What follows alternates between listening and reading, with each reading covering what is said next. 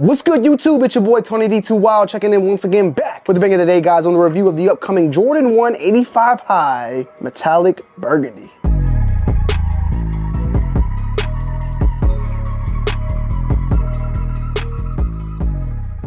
The Jordan 1 85 High Metallic Burgundy is set to release on June 22nd for a retail price point of $200.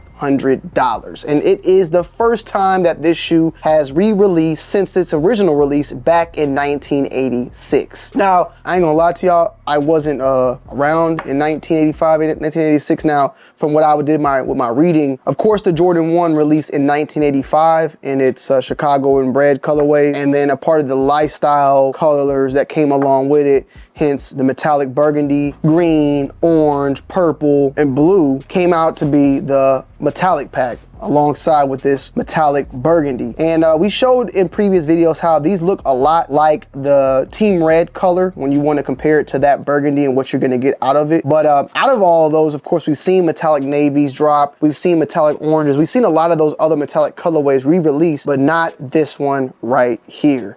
And right now, as stated before, they'll be retailing for $200, but these shoes are already going for $130 before fees, so maybe like around $150 already before they even release. Now, I made a video about this a couple days ago, and something that I also had forgot to maybe some of this might have happened, but these were originally slated to be releasing back in February earlier this year, and then they got pushed back to now June 22nd. And we've seen stuff like this happen before with the Jordan 6 Defining Moments. Jordan 6 that had dropped, it was like a shoe that had got continuously pressed back, and I feel like when that happens, a lot of the time it can hinder how a shoe will perform. At the same time, I'm happy that it's going to go at that price, because maybe Jordan brand will eventually start to lower their prices to meet that competition, because $200 for shoes like these, and now we're paying $200 for, or $210 for Jordans now. If you don't know, even like the Jordan 4s that are coming out, they're going for $215. So seeing the secondary market fight the MSRP market's kind of crazy, but I'm wondering what we're going to get at that at the end of the day. Now, with that being said, the quality of the shoe for the most part is like your typical 85 high, which is a very stiff and tough leather for the most part, a very solid leather, and it's a little bit firm, a little bit thicker overall, and as stated, like it's just not as plush and soft to touch. The actual tongue itself has more of a canvas feeling than that nylon feeling that you've seen on previous models. You also see, of course, the Nike Air is slightly different on the 85 tongue compared to your regular Jordan 1 tongues, as well as the Nike swoosh, which is slightly bigger on that part as well. You have the metallic burgundy going on throughout here, of course, and on the ankle parts, and then you have what is to be a popped out and embossed Air Jordan flight logo than your typical deboss. But like, for instance, we have here, even on the Lost and Found, they've kind of started to slowly do all flight logos on the side, more of that embossed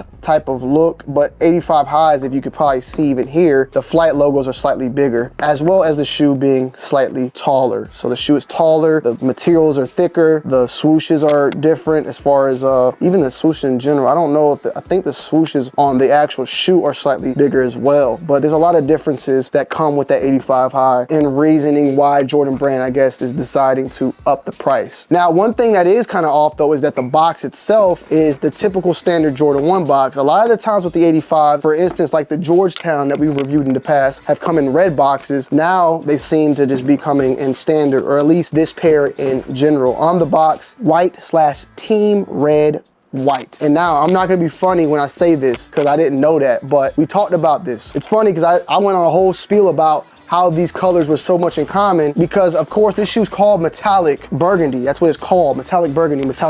But it's really, I'm wondering, is this more so just the metallic red? Like, that's what I'm more so curious about now, but it's being called metallic burgundy. That's what it's called. That's what Jordan brand's calling it and all that, right? But I said that these colors were very, very close. Well, now that I know and I read the box and it says team red, it makes more sense, because these are also called the Jordan 1 team red. So we have a team red Jordan 1 and then a team red Jordan 1. So if you want to have a good comparison of the colors, this is your best representation. Both for team red, one is just a metallic, you know, shine to it. The other, of course, is your typical leather. Very good shoe, a shoe that flatline that I picked up and actually am going to be keeping in the arsenal. But something also to just keep in mind. Personally though, I like them a lot. They're nice, they're clean, They also come with an extra set of laces in that burgundy if you want to make that pop panties drop. You also got that old school, you know, Jumpman Jordan little pamphlet, which also features, you know, a little bit of the history of the shoe and how it came and how it was designed and what parts of the shoe are for what padded collar, ankle flex notches, forefoot stabilizer strap, little breakdown of the shoe itself and,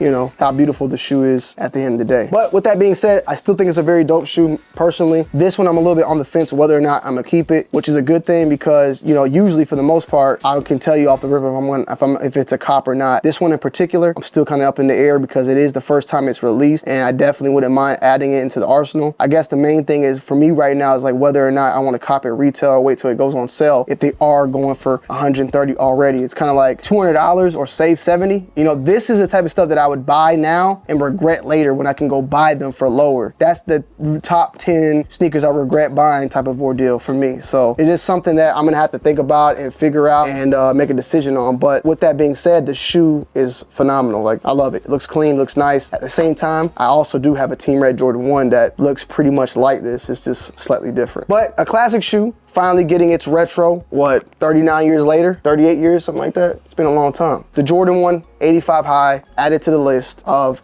85 highs. We talked about this before. Next year, we're getting the 85 high in the shadow. We got another classic as well. The Chicagos, Breads, Royals, Black Toes, they're coming very soon eventually. At some point, they're gonna throw those into the arsenal. Let me know you guys' thoughts and opinions down below in the comment section. I'm gonna end you guys and girls off with an on-foot review. Peace.